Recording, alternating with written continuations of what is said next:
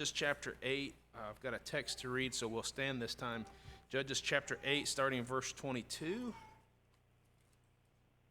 I'll read it and then give you the introduction. Judges chapter 8.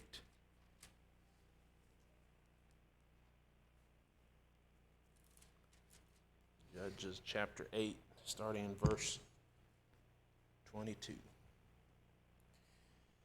course, this is a story of Gideon during the times of the judges. God raises up these different judges to rule over the people, actually not to rule over them, but to give them the messages from God and to go into battle usually, and he would use them to protect them and all that.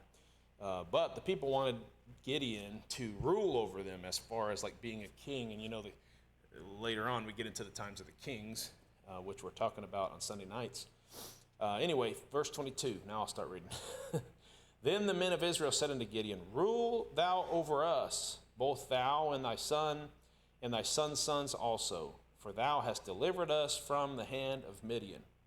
And Gideon said unto them, I will not rule over you, neither shall my son rule over you, the Lord shall rule over you. And Gideon said unto them, I would desire a request of you, that ye would give me every man the earring of his prey. For they have golden earrings. They had golden earrings because they were Ishmaelites. And they answered, We will willingly give them. And they spread a garment and did cast therein every man the earrings of his prey. And the weight of the golden earrings that he had requested was 1,700 shekels of gold, beside ornaments and collars and purple raiment that was on the kings of Midian, and beside the chains that were about their camels' necks. And Gideon made an ephod thereof, and put it in his city, even in Orpha, and all Israel went thither a-whoring after it, which thing became a snare unto Gideon and to his house. Does that sound familiar? The whole throwing in here, give me all your gold, and then he makes this ephod. You know, you would have expected a golden calf to come out of the fire, but he makes a golden ephod, and all the people go whoring after it. So it's very similar to the children of Israel after they came out of Egypt. Moses gets the 10 Commandments, and there they are going after these false gods. Thus was Midian subdued before the children of Israel, so that they lifted up their heads no more, and the country was in quietness 40 years in the days of Gideon. And Jerubbaal, the son of Joash, went and dwelt in his own house. Of course, that's Gideon's other name. And Gideon had 70 sons, 70 sons, that's a lot of children, of his body begotten, for he had many wives. And his concubine that was in Shechem, she also bare him a son, whose name he called Abimelech. And Gideon, the son of Joash, died in good old age, and was buried in the sepulchre of Joash his father, in Orpha of the Abiezrites. And it came to pass, as soon as Gideon was dead, that the children of Israel turned again and went a-whoring after Balaam, and made Baal-berith their god.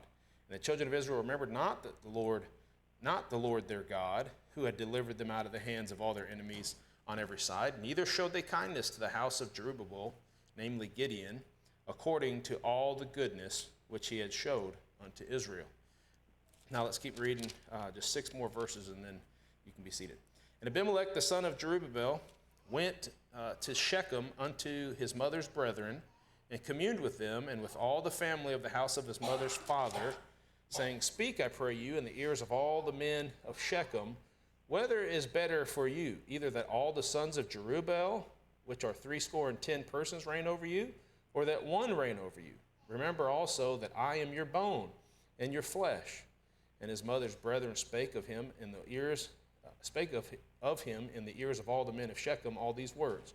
And their hearts inclined to follow Abimelech, for they said, He is our brother. And they gave him 70 pieces of silver out of the house of Baal-berith, wherewith Abimelech hired vain and light persons, which followed him. And he went unto his father's house at Orpha, and slew his brethren, the sons of Jerubbaal, that's talking about Gideon, being 70 persons upon the stone. Notwithstanding, yet Jotham, the youngest son of Jerubbaal, was left, for he hid himself. And all the men of Shechem gathered together, and all the house of Millo, and went and made Abimelech king by the plain of the pillar that was in Shechem. Lord, I pray you bless the reading of your word now and help me as I preach this message, and help everybody be attentive and get from it what you'd have us to get. In Jesus' name I pray. Amen. All right, you can be seated. In the bulletin, you might have saw the title of this message was, If You Don't Use It, You Lose It. And that's not the title of the message, but that's where it started. And I was studying that, and one thing led to another, and I ended up here with the story of Gideon. And even in my introduction, it was still using that concept about if you don't use it, you lose it. Finally, I just had to trash that and say, like, that doesn't have anything to do with the message that I feel like God's given me. So changed the title completely. It's called simply Showing Kindness to the House of Gideon. Showing Kindness to the House of Gideon. All right, now in this story, we see a familiar theme as we read through the Old Testament over and over. What happens? God's people come out of captivity. They're all praising God, and they're happy, and they're excited about the wonderful way that God delivered them from their enemies. Then, time of peace, then they go back into following other gods and committing all kinds of sins or whatever. They go back into captivity. Then they cry out to God, and then God raises somebody else up, and it's just a repeating cycle over and over. Now look at chapter 10. So this cycle is going to be carried on. There's going to be a few different judges that we don't really know a whole lot about what they do. And then chapter 10, starting in verse 6, and the children of Israel did evil again in the sight of the Lord, and served Baalim and Ashtaroth and the gods of Syria, and the gods of Zidon, and the gods of Moab, and the gods of the children of Ammon, and the gods of the Philistines, and forsook the Lord, and served not him. And the anger of the Lord was hot against Israel, and he sold them into the hands of the Philistines, and into the hands of the children of Ammon. And then Jephthah is going to be the next major deliverer, the major judge that rises up. And this is just how it continues to go with Israel. It's like that from the time they were in Egypt, and it continues to happen basically all the way up into the New Testament.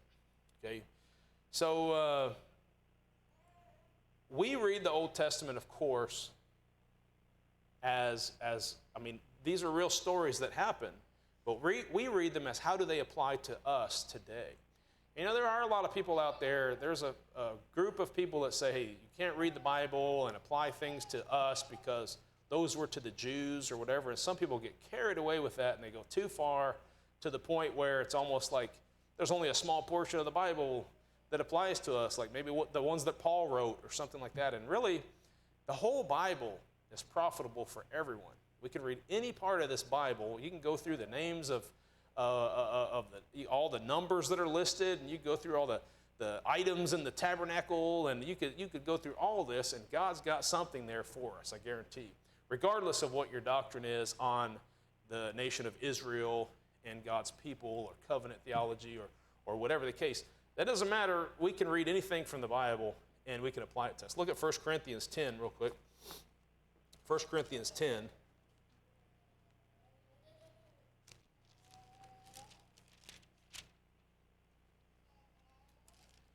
This is Paul writing to this church here of Gentile population here, and he says, moreover, brethren, I would not that ye should be ignorant how that all our fathers were under the cloud, and all passed through the sea, and were all baptized unto Moses in the cloud and in the sea, and did all eat the same spiritual meat, and did all drink the same spiritual drink, for they drank of the spiritual rock that followed them, and that rock was Christ. Okay, so the Old Testament, you know, they weren't just followers of Jehovah. They were followers of Christ. They just didn't completely know it, perhaps, but they were following Christ. Christ was there. Verse 5. But with many of them God was not well pleased, for they were overthrown in the wilderness. Now these things were our examples, to the intent we should not lust after evil things, as they also lusted. Neither be ye idolaters, as were some of them, as it is written, the people sat down to eat and to drink and rose up to play.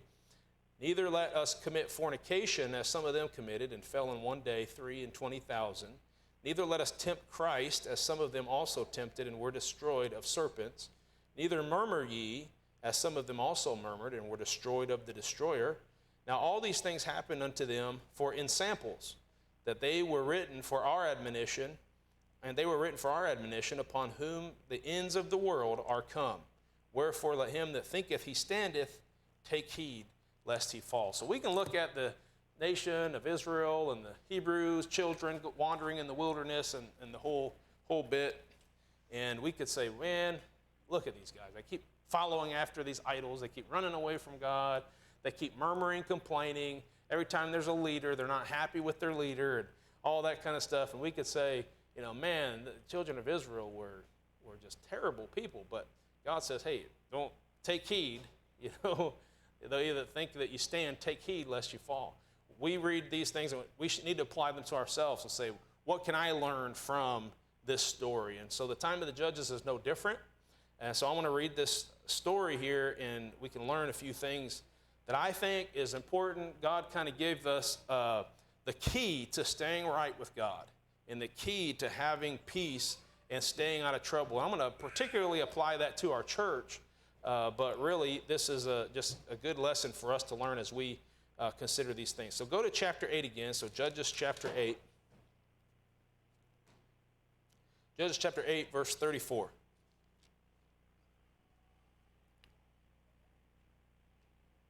And the children of Israel remembered not the Lord their God, who had delivered them out of the hands of all their enemies on every side.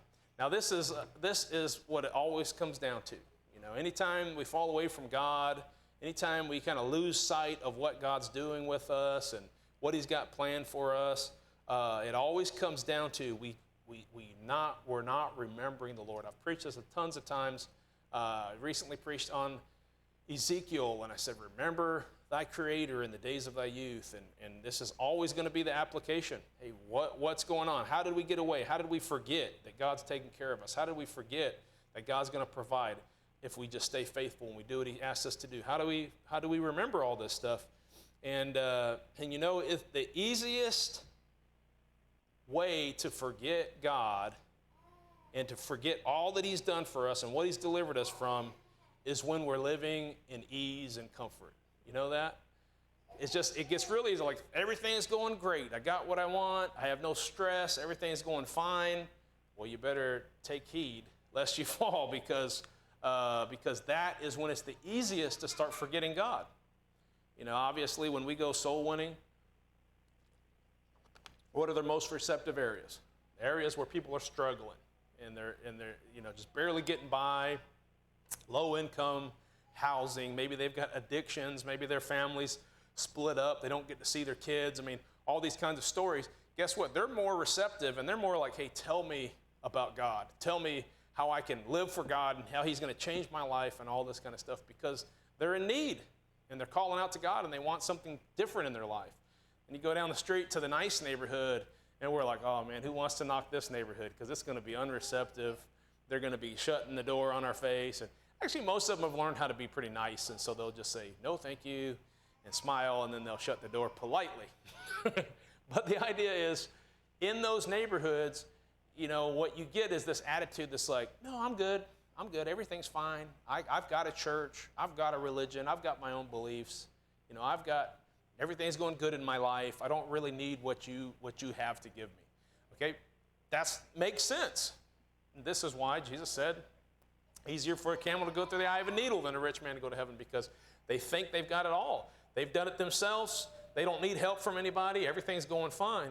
And if we get to that point in our life, which, let's be honest, we all want comfort. We all want to be in ease. We all want everything to be going right. And if it's not going right, we're like, what's going on? Why isn't it happening? What do I have to do to get right with God and have everything going right in my life and to have peace and to be at ease? But the reality is, without the trials and the tribulations and all the bad things that happen in our life that get us down, we don't ever look to God. If we would continue to look to God, then I think theoretically, yeah, he would continue to bless us and not put us through those trials. But so many times we go through those trials so that we can say, God, I need your help. God, help me. God, get me through this situation. God, I'm relying on you. And I think that's true of our nation. Our nation will be in a time of peace, and next thing you know, everybody's like, going to atheism, or, they're raising up the new generation. New generation doesn't know God. They don't care about God. They don't remember God. And then what happens? The whole nation gets turned over to, some mindless, I'm trying not to just purposely downgrade our president, but it's true. God gives the nation over to somebody who's just going to probably destroy the nation. And there's not a whole lot anybody could do about it, because it's like the punishment of God. So that hopefully some people in the United States will see the economy going down, and they'll see the prices of groceries. What is it, like 4 times? Beef is like 4 times the price of what it was, a few years ago. You can blame that on whatever you want. I'm not saying it's just the president's fault. I'm not saying it's the fault of one person or another or whatever. I'm just saying God knows. He's got all of it in his hand. He can do whatever he wants. He can allow whatever he wants to happen.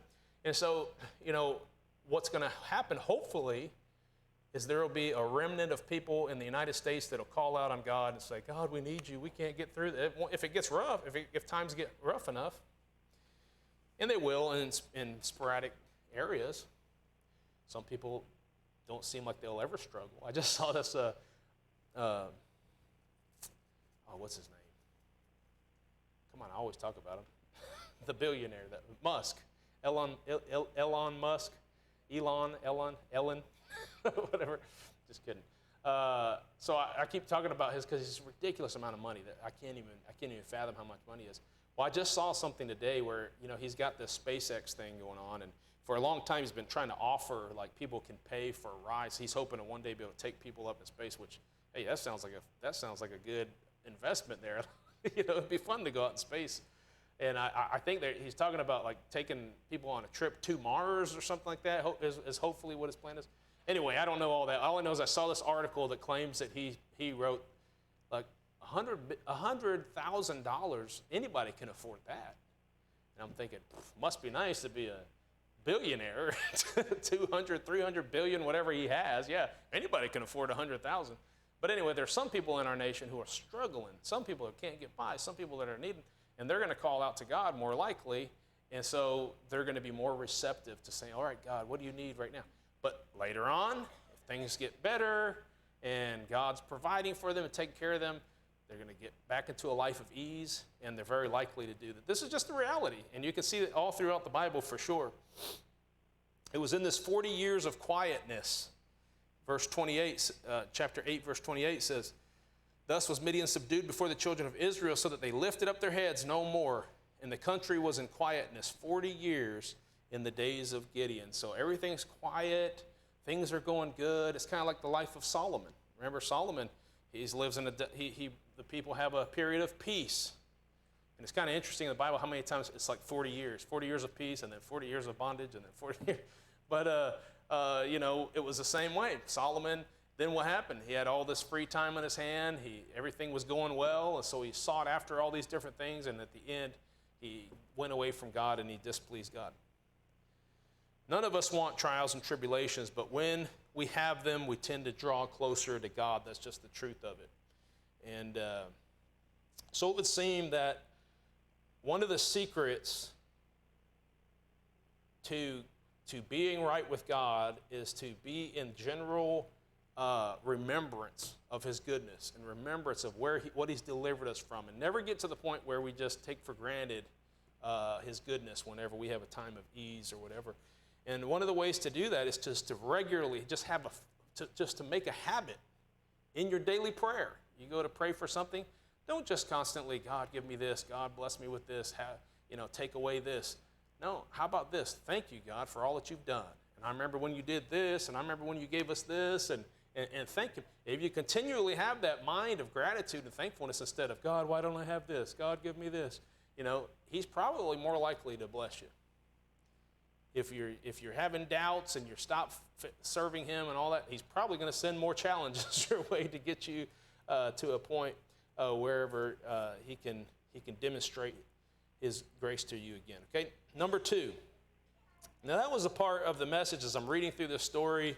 It came out, and that's easy for us to see. We all understand that, I think. Number 2, I found this a little interesting, And then it was one of those situations where you have to follow this through and hear me out for the rest of the message. One of those situations where, again, it comes up every once in a while where I'm like, this seems self-serving, self-gratifying, like I'm trying to get praise for myself. First of all, I'm not. Second of all, listen to the whole message. You'll see it has nothing to do with me, okay? But the second part is this: showing kindness to those whom God has used to help us. Now, I can say this as the pastor of this church. I feel like you guys have showed me great kindness, and my family kindness, and the love and support, and taking care of us, and all that kind of stuff. So this isn't, that part of it is not an application I'm trying to make towards you. But let's go to chapter 8, verse 35. So verse 34 said, "And the children of Israel remembered not the Lord their God, who had delivered them out of the hands of all their enemies on every side." Verse 35 says this, "Neither showed they kindness to the house of Jerubbaal," namely Gideon, "according to all the goodness which he had showed unto Israel." Now there's another principle throughout the Bible that is everywhere. All over the Bible we see it. Proverbs 3, verse 27 says this, "Withhold not good from them to whom is due, when it is in the power of thine hand to do it." Don't you hate it when somebody rises to the top, so to speak, and then they kind of forget the people that got them there? You hear that every once in a while. You see a story like that, and somebody gets to the top, and it's just like, they stepped all over you to get there or whatever, and then at the end, they show no gratitude for you or anything like that. It's just like, oh, look how great I am. And I remember seeing this in the ministry. I mean, I've seen this in the ministry, but I remember Bible college. You could tell the people that it's just like they're trying to rise to the top, and they're trying to find that person that's going to help them get there and rub elbows with them. And then, they get ahead. They kind of use that person as a stepping stone, and then they get to them, and then they get up ahead, and they get in with this other person who's got a big church and a big following, and next thing you know, he's preaching some meetings for him, and he's got a little bit of a following himself, and then he just totally forgets those people that he stepped on to get to where he was. You know what I mean? And again, I'm not trying to make an application. This isn't personal. Don't try to think about who I'm talking about, because there's nobody. I'm just saying, when you do see that kind of stuff happen, isn't it annoying? You're just like, hey, you ought to be thankful for the people that helped you get to where you are. I know that ultimately it's God who deserves praise for everything. Okay, it's God who allows people to do certain things. He gives and he takes away. He opens doors, he shuts doors, all that. At the end of the day, we owe God our gratitude for all that he's done. Okay, but the Bible also makes it very clear, as I just said, withhold not good from them to whom it is due, when it is in the power of thy hand to do it. I'm glad that the Bible always adds, when it's in the power of thy hand, or when you have opportunity. I mean, it's not like you're just expected to just hurt yourself or go out of your way, to show these people gratitude. But when it's in the power of your hand to do it, as much as you can do it, there are people that you need to show gratitude. You need to not withhold good from them. Okay, let me give you a few examples where God makes this very clear that we're supposed to do this. Number one, you don't have to turn there, but Ephesians 6. We're familiar with Ephesians 6, quoting the Old Testament and quoting several places in the Bible where it says, "Children, obey your parents in the Lord." Or, honor your mother and father, right? These are the kind of things that says, well, why is it so important to honor our mother and father? Well, first of all, God gave you those parents. You didn't have any say over it, so God's the only person that you can be mad at or be happy with for giving you those parents. But not only that, but your parents, regardless of whether you think they did a good job or a bad job raising you, they provided for you, whatever, at the end of the day, you are who you are because of them. You got where you got. They gave you a roof over your head or whatever because of them. And so you ought to show gratitude, and you ought to honor them to the best of your ability when it's in your power to do so. And then the Bible does talk about our spiritual leaders. Let me give you a few verses on that. 1 Timothy 5:17 says, "Let the elders that rule well be counted worthy of double honor, especially they who labor in word and doctrine." 1 Thessalonians 5:12, "And we beseech you, brethren, to know them which labor among you and are over you in the Lord, and admonish you, and to esteem them very highly in the love for their work's sake, and be at peace among yourselves. Hebrews 13:7 says, remember them which have the rule over you, who have spoken unto you the word of God, whose faith follow, considering the end of their conversation. Hebrews 13:17, obey them that have the rule over you, and submit yourselves, for they watch for your souls as they that must give account, that they may do it with joy and not with grief, for that is unprofitable for you. And so the Bible makes it clear that we're supposed to obey our parents. They were our authority. Thank them for what they've done. Thank them for what they've given you. I can't tell you how much my mom and dad have provided for me in the past, bailed me out of one thing or another. Maybe I had a bill or something that was coming, and they did whatever they could to take care of that. And eventually you just forget all the things that they've done. You kind of stop thinking about it, and you just expect that they're going to take care of you, whatever. But the truth is, we need to show honor to them. We need to show respect to them. I was thinking about that with my mom.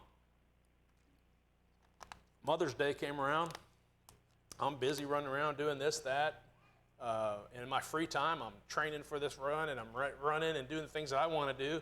And then I realized Mother's Day is coming, and I don't have anything to give my mom. So I kind of made a big apology and said, I'm going to do something for you.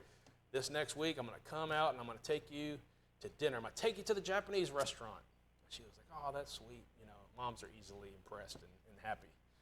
And so I went out there Tuesday. And Tuesday I said, we'll go out to lunch. Well, here's the problem. All the Japanese steakhouses they don't open till night. Or there was one they have a lunch, but they are closed on Tuesday. And I'm like, oh, man, I really messed up. Finally, we found a little place, and she was content. She was happy, as moms are, that their kids tried to do something to show them their appreciation. But the truth is, she's my mom. She deserves a lot more than I give her. My dad, you don't see him around here. I don't talk about him a whole lot. But guess what?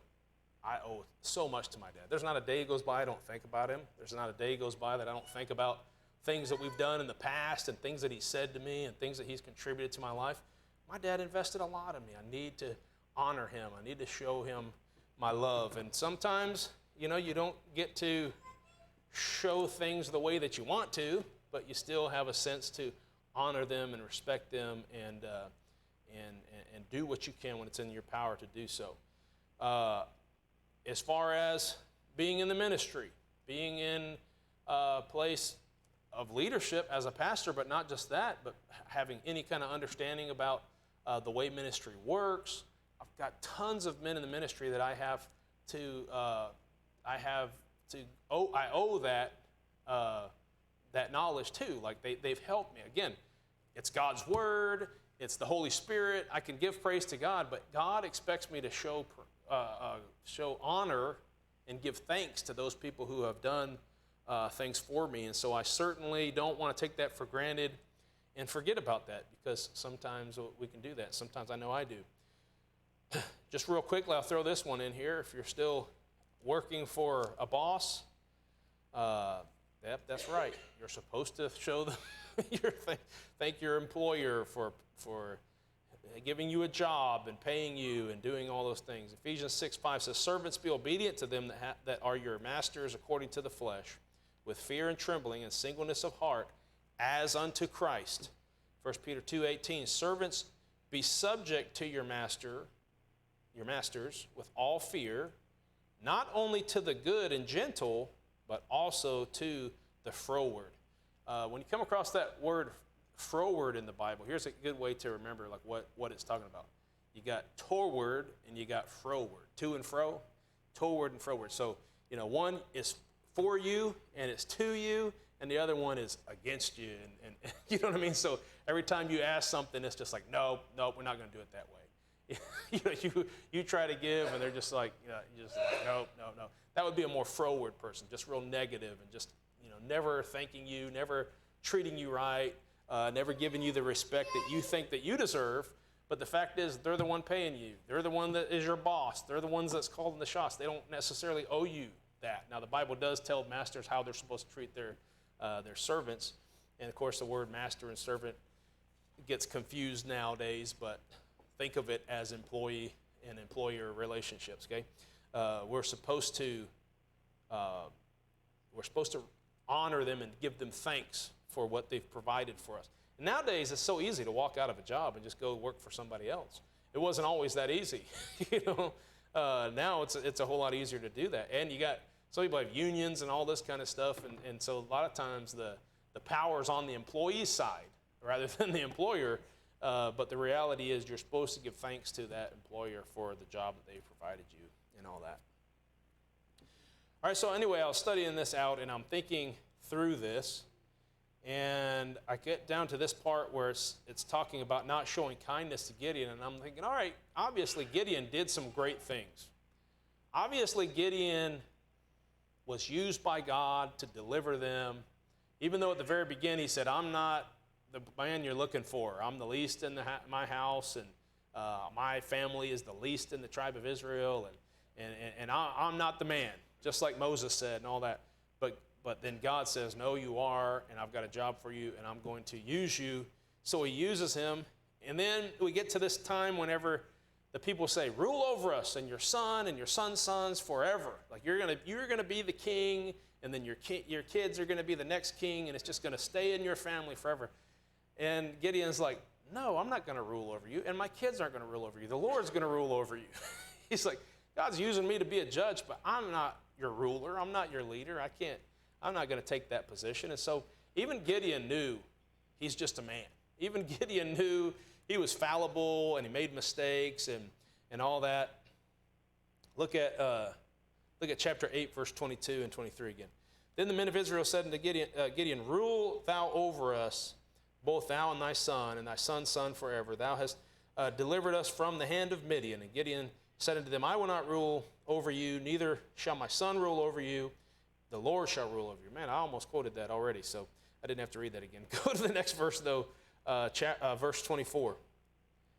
And Gideon said unto them, I would desire a request of you, that ye would give me every man the earrings of his prey. Okay, so when he delivered him from the Philistines, this was normal practice, and God even allowed that when children of Israel went to war and they won their war. This is just how war worked. Whoever wins gets the spoils. Okay, and so it wasn't stealing.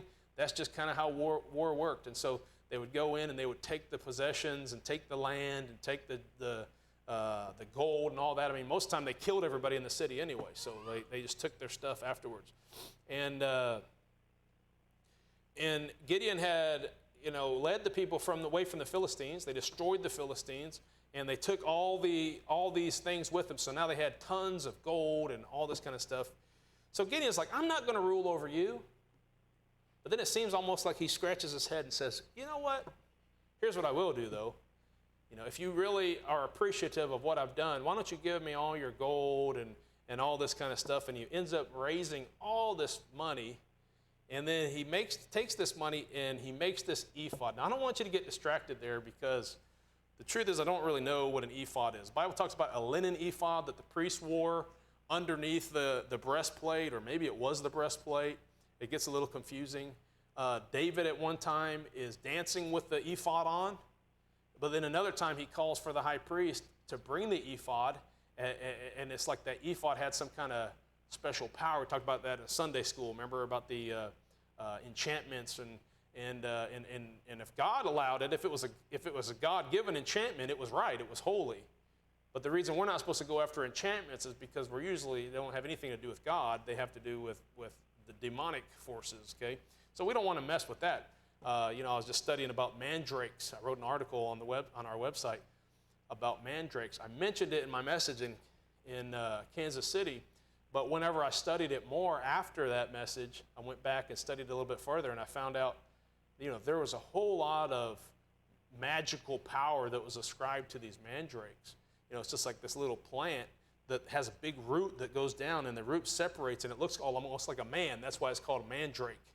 And they had all these, there's all these legends and folklore about when they pulled them up, they would scream, and if you heard the scream, then you would die, and all this kind of stuff, which, of course, the property is, they're potent and maybe even harmful. They could kill you. So if somebody died, they'd probably just said, hey, that person must have heard the scream. And what it was, it's just kind of like a poisonous plant.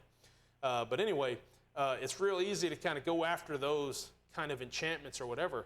But then there were times where God spoke through his prophets and he did all this stuff. Anyway, I'm getting off track. The point is this. Don't really know what an ephod is. The Bible doesn't make it clear. The commentators and everybody you read after, they get confused on that too. And I don't think anybody knows for sure. But he makes this ephod, whatever it is, and he uses a whole lot of gold to make this really heavy item, whatever it is.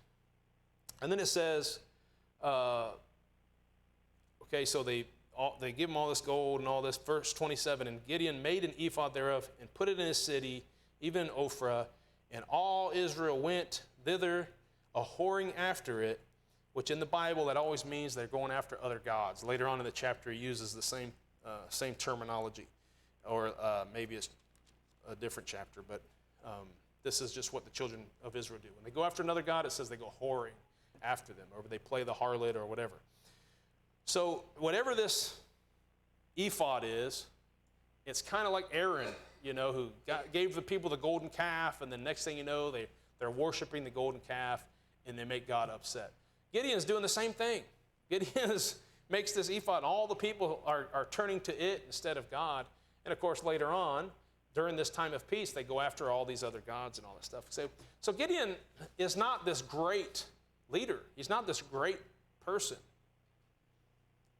He's a human, and he made mistakes, and he kind of got in the flesh here, and I don't know what he did, but he ended up getting all this gold and stuff and making this thing. And we also read that he took many wives.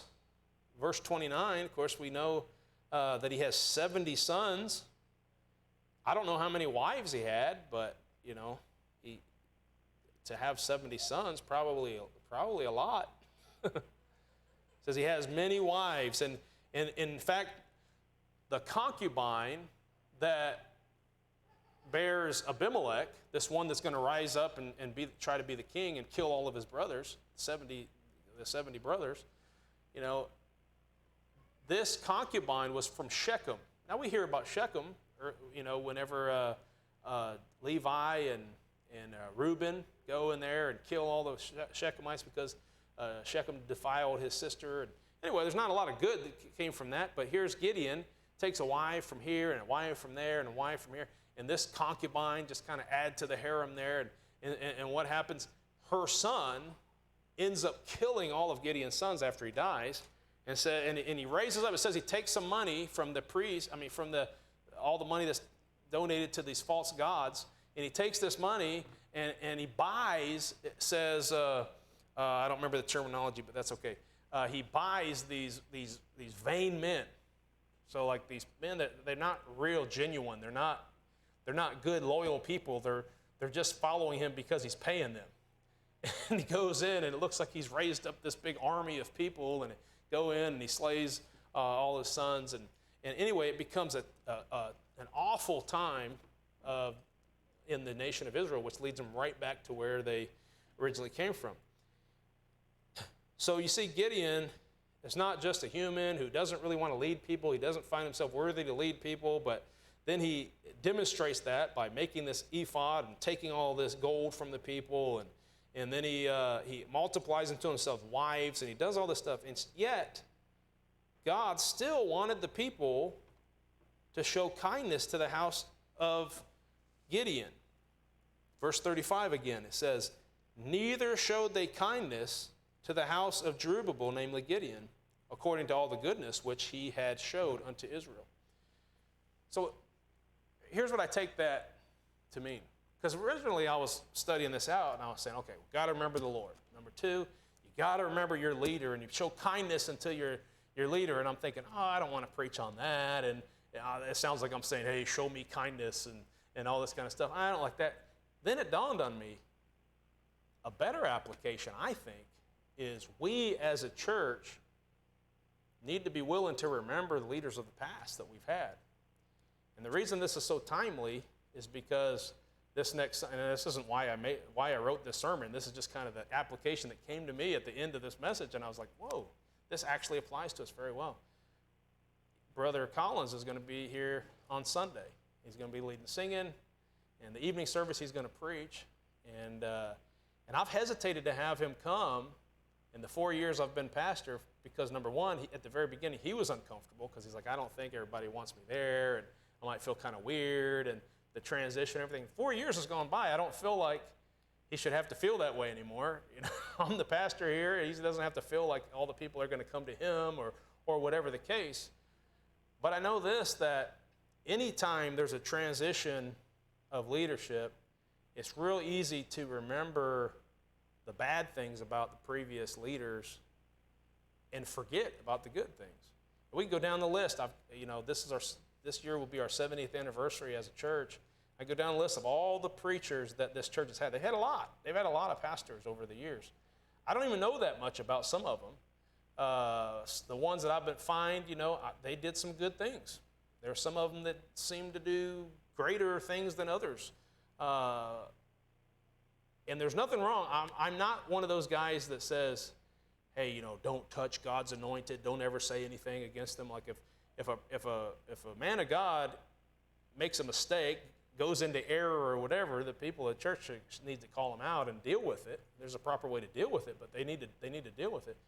But at the same time, when all is said and done, I believe it's important that we do show them honor, we do show them kindness, and gratitude for that. And so, let me say this: I believe this church has done that. They've shown kindness to his house. Number one, they've showed kindness to me and to Brother Colin's daughter, my wife, and to our kids. And the church has taken us in. It's not like at the beginning days they were like, you know what, if Brother Collins is going to go, you guys need to go too because you're a part of that family and you're just a continuation and all this kind of stuff. Like I honestly believe there were some people that left this church when I became the pastor because of that. They said, well, it's still the same family, and we don't want him to be the pastor or whatever the case. And look, whatever the hard feelings were of the past, whatever the bad things were that happened, whatever led it to the point that it was, we've got to be people that kind of look past that, say that's not where we are now, and we have to say, well, you know what? Previous leaders, we owe them some gratitude for being where we are now and having what we have in some ways, and look past some of the things that we might not like. And I can say the same thing for me.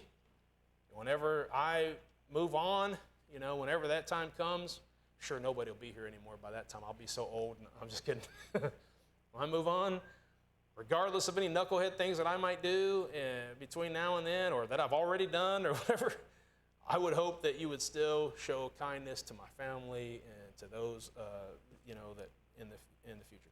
I don't suspect that anybody in my family will be the next pastor or anything like that, but I'm just saying, because I prefer that not to be the case because it kind of looks like nepotism and all that.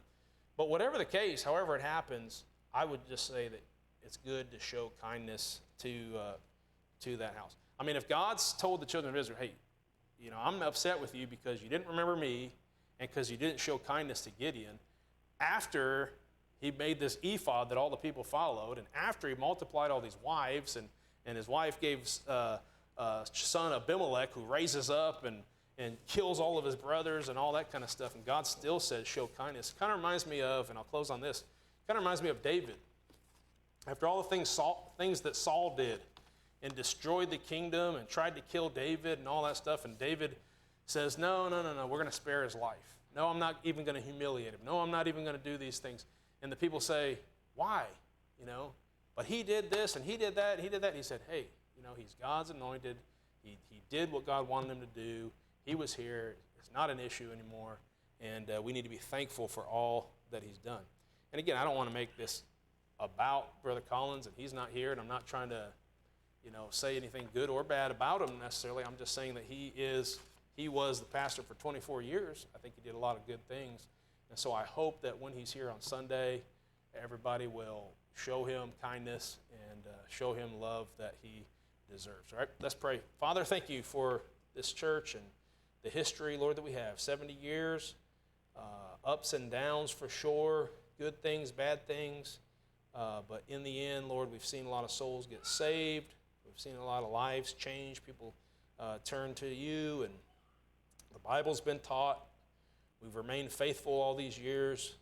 with your King James and with standards and all these kinds of things. We've not wavered too far one way or the other, but we've tried to be faithful and tried to be loyal to what we've been taught and what we've been accustomed to. And Lord, I pray that you'll help us have many more years as a church to do the works for you. But Lord, in order to have peace and remain in a time of blessing, help us not forget, Lord, to remember you and to be thankful and show honor to those who have given to us and worked hard for us. And I pray that you'll bless us for doing that. In Jesus' name I pray. Amen. All right, let's stand and be dismissed.